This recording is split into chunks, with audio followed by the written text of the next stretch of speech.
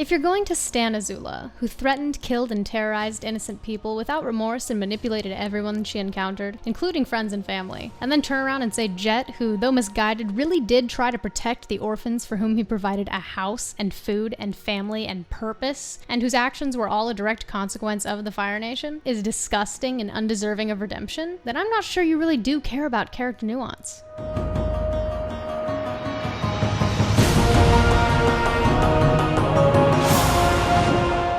Hello, my friends. Today we are going to be talking about one of my favorite characters in Avatar: The Last Airbender, Jet. Now, I know that's a controversial thing to say. People love to shit on Jet for being a skeezy fuckboy archetype that manipulates people in order to get what he wants, and I'm not about to say that you're wrong about that. However, I think reducing him to just a skeezy manipulative fuckboy is not only a massive disservice to his character, but to the narrative significance he plays in the story of Avatar. This video is not going to be me standing on a soapbox and preaching about how Jet did nothing wrong, because believe me, he did plenty wrong. I don't think Jet's actions are excusable under any circumstance. But there's a massive distinction between actions being excusable and actions being understandable, and when it comes to people who hate Jet, the major consistency I've noticed is that they don't understand the difference between an excuse and a reason. So call me a Jet apologist or whatever, but what I'm trying to get at here is that I think Jet catches a lot of flack for being extremist and manipulative without anyone really caring too much about why he is these things, despite the fact that the why is what makes his character so important to the story to begin with. Jet is introduced in the 10th episode of Season 1 along with the rest of his freedom fighters. Up until this point, almost every episode has revolved around the Fire Nation playing the role of the villain. Zuko's constant efforts to capture Aang, the genocide of the Air Nomads 100 years prior, even the Fire Sages, once loyal only to the Avatar, have become corrupt Fire Nation pawns. Immediately preceding this episode is the introduction of the Sozin's Comet conflict in Episode 8, which set a tangible deadline for Aang's inevitable showdown with the Fire Lord. We are primed to perceive the Fire Nation as the designated enemy of the series. When Episode 10 begins, Sokka accidentally leads the gang into a Fire Nation military camp. We're faced with a similar conflict, the evil Fire Nation versus the heroic Team Avatar. Except before any fighting can break out, an unseen third party intervenes with what I'm pretty sure is some kind of tranquilizer dart, and out come the freedom fighters. They save the gang from the Fire Nation with a very sexy fight scene and establish themselves as allies because the gang, just like the audience, has been conditioned to perceive anyone who's anti-Fire Nation as the good guys in an enemy of my enemy is my friend sort of way.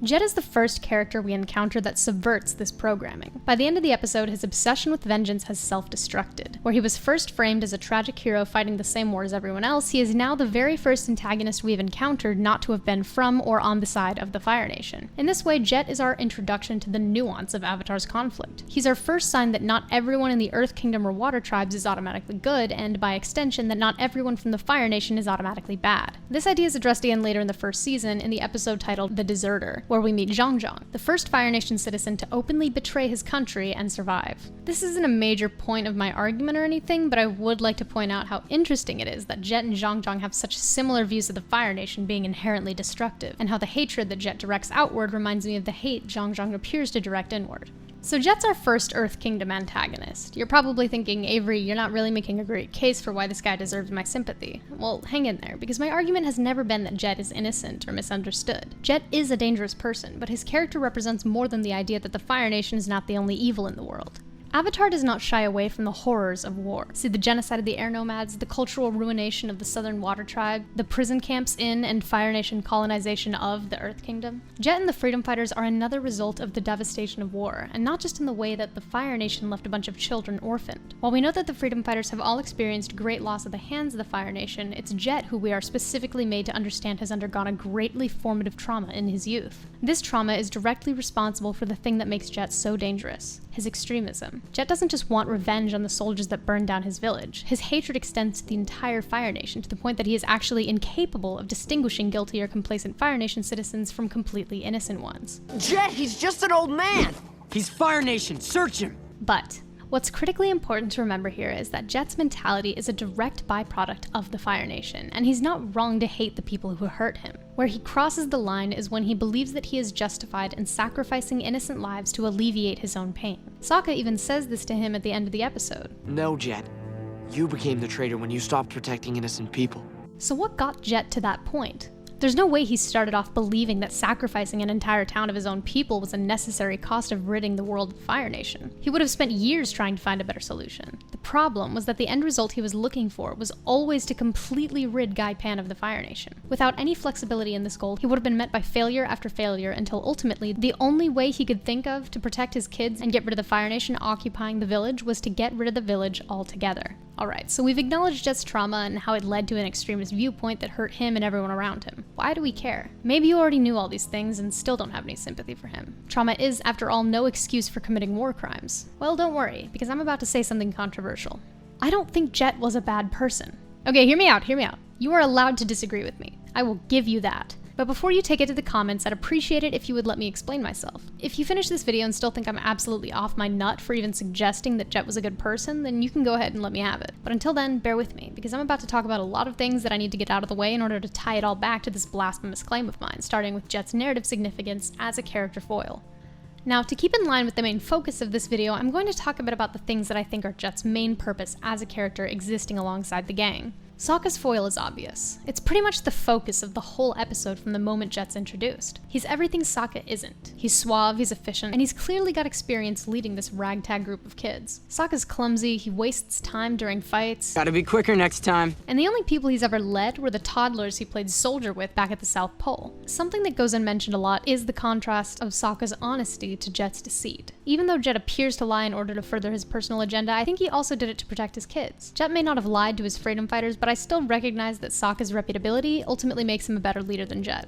It didn't get a lot of focus in the episode, but I found Jet's foil to Aang pretty interesting too. Aang is completely on board with the freedom fighters' culture in the beginning because it reminds him of his own. When they arrive, Aang thinks the freedom fighters are a bunch of kids enjoying a fun life in the trees beyond the reach of the Fire Nation, only intervening with conflict when it comes their way and helping out with the war effort where they can in a way that sounds pretty in line with what we know of the air nomads. He's not messed up. He's just got a different way of life. A really fun way of life. It's not until Jet's speech over dinner that we get the vibe that something more sinister is going on, and we discover the glaring difference between the air nomads and the freedom fighters. The freedom fighters are united by a lust for revenge. They seek justice through violence, where Aang's only goal in any situation is peaceful resolution. When Jet attacks Aang, Aang says, "I'm not gonna fight you, Jet!" And I think Aang really does believe that Jet doesn't want to fight him either. But Jet doesn't care who he has to fight to get what he wants, and this is the big place where their ideologies conflict. To Jet, the similarities between him and Aang begin and end with the desire to stop the Fire Nation, and the second that their pursuit of this motive diverges, Aang becomes just another obstacle in Jet's way. Jet and Katara also pose an interesting dynamic, and I don't mean because of their weird romantic tension, or maybe even romantic involvement. From the start, we know Jet and Katara have both been deeply affected by a loss they experienced at the hands of the Fire Nation. The way they each handle their grief is what separates them. Katara openly mourns her mother's death throughout the show, using it as a way to empathize with the pain of other people around her, at the risk of sounding like she's trying to take over a conversation with her own pain, but I'm gonna go ahead and say she's allowed to be upset about the most traumatic experience in her childhood. For the most part, she appears to process her grief in a healthy, constructive way. Jet, on the other hand, uses his grief to fuel a vengeful rampage that ultimately peaks with his blowing of the dam. In the Season 3 episode titled The Southern Raiders, Katara decides she wants to take revenge on the man that killed her mother. Katara, you sound like Jet. And I mean, we shan't speak ill of the dead Aang, but you're right. Katara gave Jet a lot of shit for his obsession with revenge, only to turn around at the first opportunity to pursue it for herself. It's not the same. Jet attacked the innocent. This man, he's a monster.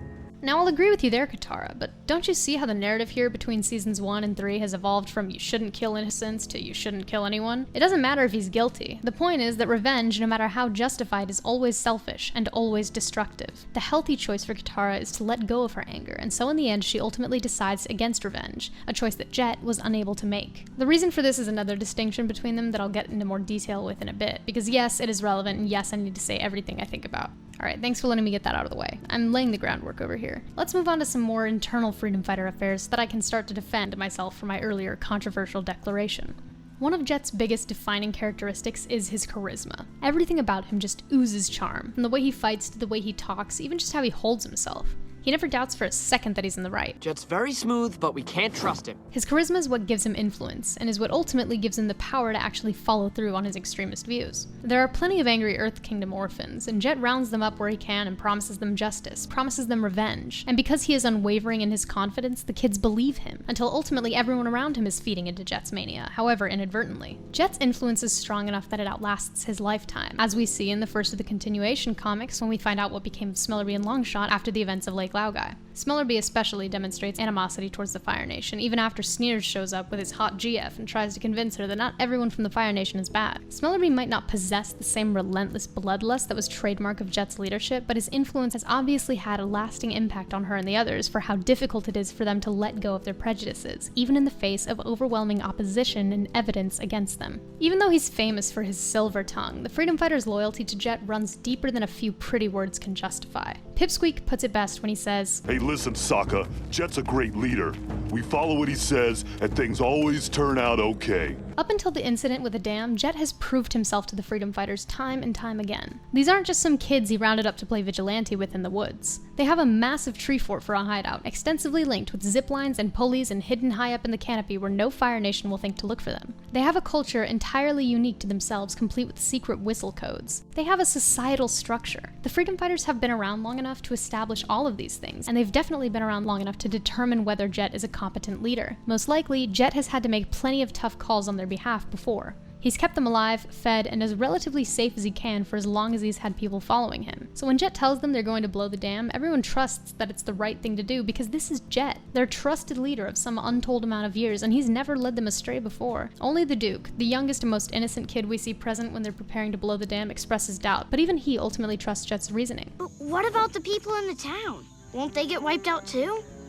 Look, Duke, that's the price of ridding this area of the Fire Nation. The point I'm trying to make here is this. Jet may have been a bit underhanded when dealing with outsiders like Aang, Katara, and Sokka because, come on, he's smarter than to trust them with everything right away just because they're apparently on the same side. But when it came to his freedom fighters, the kids he took in and looked out for to the best of his ability, it's pretty clear that he more than followed through with his duties as a leader beyond simply deciding who to fight and when.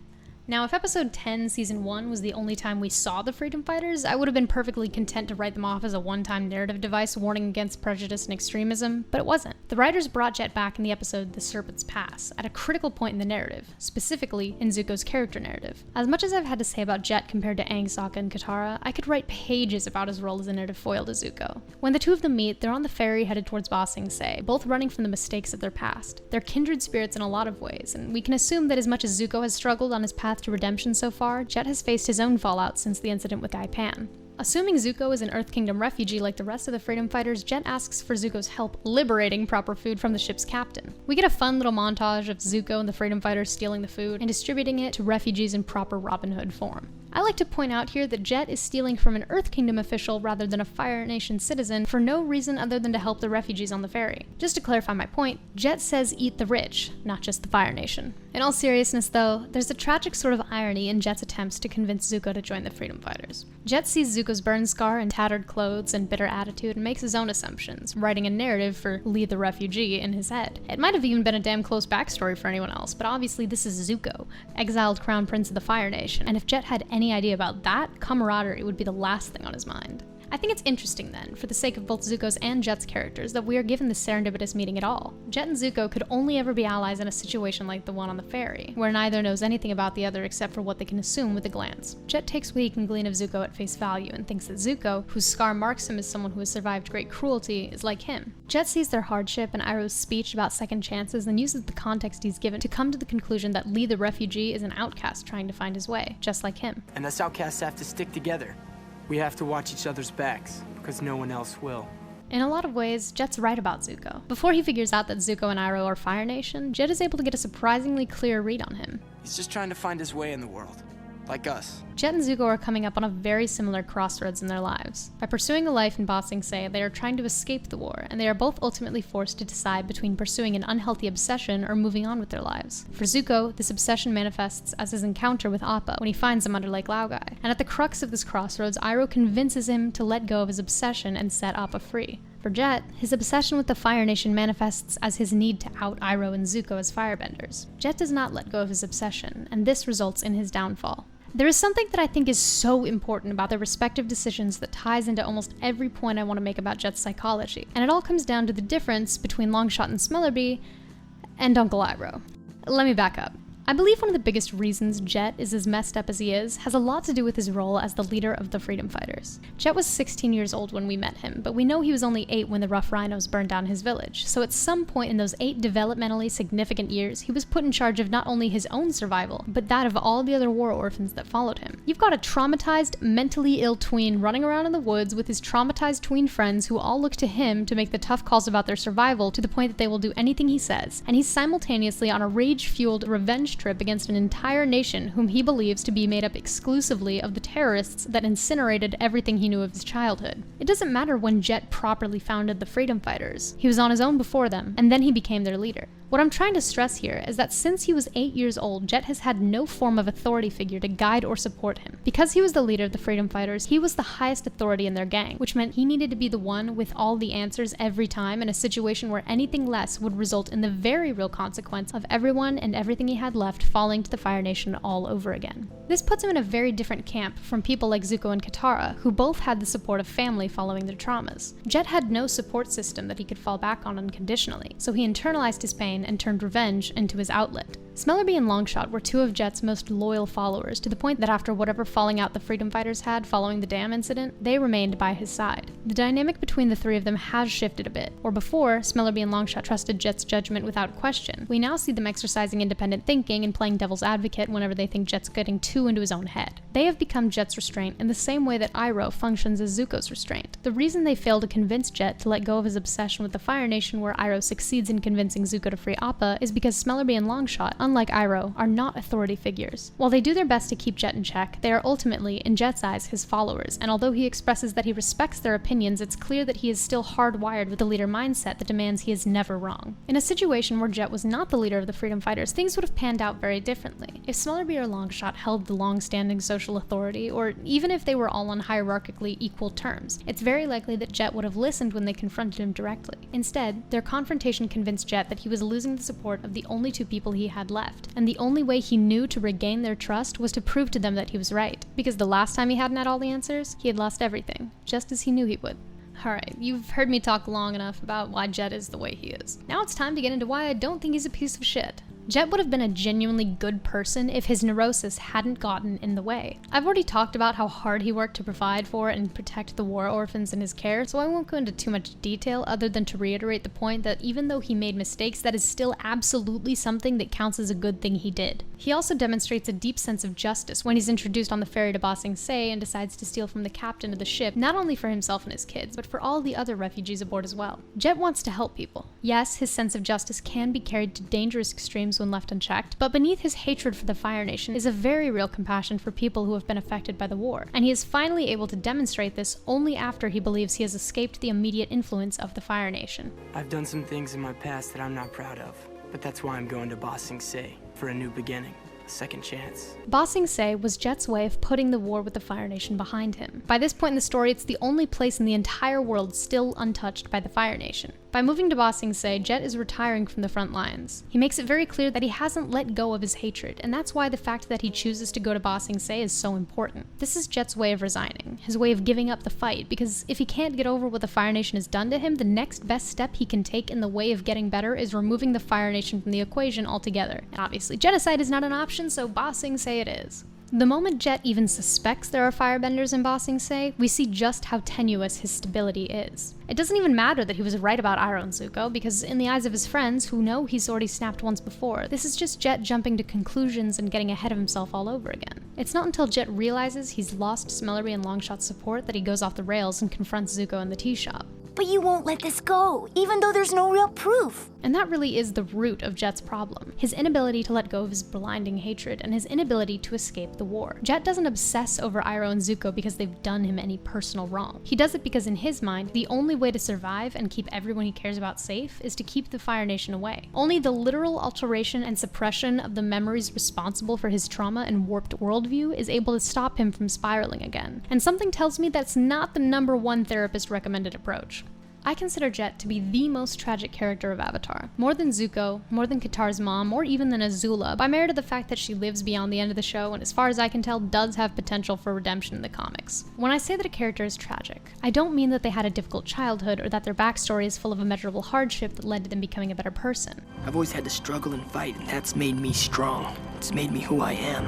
A tragic character in this case is a character who makes an error in judgment or fatal mistake that inevitably leads to his downfall. Jet is the most clean-cut example of this archetype in the entire show, introduced as a morally warped pseudo-antagonist until he comes back later as an ambiguously aligned secondary character and ultimately dies because he's unable to get over the fatal flaw that made us consider him an antagonist in the first season. In this way, Jet is pretty much doomed from the start in ways to which no other character can really compare, and the final nail in his coffin is his arrest and subsequent brainwashing by the Dai Li. Jet's brainwashing serves two major narrative functions. The first and most relevant to the overarching plot is to confirm that the Dai Li is, in fact, sussed as fuck. The second is to mark that Jet has passed the point of no return. This is Avatar's very unique way of killing Jet before he's actually killed, because the Jet that the gang meets in Ba Sing Se isn't the Jet they meet in the forest. Not because he's changed of his own free will, but because he no longer remembers the violence done to him by the Fire Nation. Jet becomes an agent of the enemy against his will. Jet becomes an agent of the enemy because he can't overcome his very legitimate childhood trauma, and this narrative is both tragic and unnerving. You don't have to do this! I'm afraid he no longer has a choice. Worst of all, the irony of it is, the enemy that kills him in the end isn't the one that he's dedicated his whole life to fighting. It's Long Fang, head of the secret police of Ba Sing Se, the last stronghold of the Earth Kingdom against the Fire Nation. The one place Jet believed he would be able to live without always looking over his shoulder. Jet's death turns out to be pointless in terms of finding Appa, because Zuko frees him while he's overcoming his own obsession with the Avatar. Jet was a character whose entire existence revolved around bringing the Fire Nation to justice, but in the end, his life literally amounted to nothing. He didn't die for his cause. He didn't die helping anyone do anything that mattered. He died at the hands of his own nation, on a mission that turned out to be pointless thanks to Zuko. His pursuit of redemption proved his inability to change, and so at the end of everything, it's Long Fang, a man who should be equally as willing to give up everything to defeat the Fire Nation, who kills him. Foolish boy. You've chosen your own demise. Jet is never redeemed. Team Avatar may be saddened by his death, and the audience may be directed to feel the same, but it is not because he has redeemed himself. Jet's worldview never changes. Perhaps that's in part because it doesn't have time to change, but I don't think he would have gotten better without serious therapy, and we don't exactly see a lot of that in the world of Avatar. The only thing that changes is who he's fighting. His motivations don't change, at least not by his own decision. When he dies, he still hates the Fire Nation. Jet may have realized by now that there can be evil in his own nation, but that doesn't mean he's realized there can be good in the Fire Nation. Dying in a fight beside our heroes does not make him redeemed. He's done good here, sure, but ultimately he is still the same person we first met, and while that may have saved him from mind control, it ultimately causes his downfall at the hands of Long Fang. Jet was irredeemable, but that's the point. Do I think he was right to kill indiscriminately? No, of course not. But to say Jet was evil is simply a disservice to his character and every narrative element he influences. To dismiss him as an asshole undeserving of redemption trivializes the formative trauma he experienced at a very young, very impressionable age. I'm not excusing his behavior or saying that because he was traumatized his actions should be overlooked or are justified. All I'm saying is that Jet was not an evil person. He was misguided, extremely so, and it's made very clear by his inability to let go of his obsession that his mental health has suffered immensely after a literal lifetime of reliving the terror he felt as a child and shaping that into something he could weaponize. He was a victim of the Fire Nation in the same way that Hama was, and yes, before you ask, I am a Hama apologist as well. I want to leave off with this thought. I think it's really telling that when Aang needs to bring Jet back to himself while they're fighting Long Fang, instead of using his trauma to get him to remember like Smellerby did, he says, He can't make you do this! You're a freedom fighter! And we see all of Jet's memories of his gang and his life come rushing back, because ultimately, it's not the Fire Nation that defines Jet. It's the time he spent looking after his freedom fighters, striving against impossible odds to fight for justice, that makes him who he is. That's all I have for today, my friends. Thanks for sticking around until the end of this video. I know the freedom fighters aren't the fandom's primary interest, but ever since the Avatar Renaissance, I've seen a very polarized view of Jet, and because the freedom fighters have always been my great Avatar hyperfixation, that really makes me sad to see. Hopefully my points came across all right here, but what do you guys think? If you're someone who hates Jet, I'd love to know why. Anyways, thanks so much for watching, and I hope to see you guys in the next one.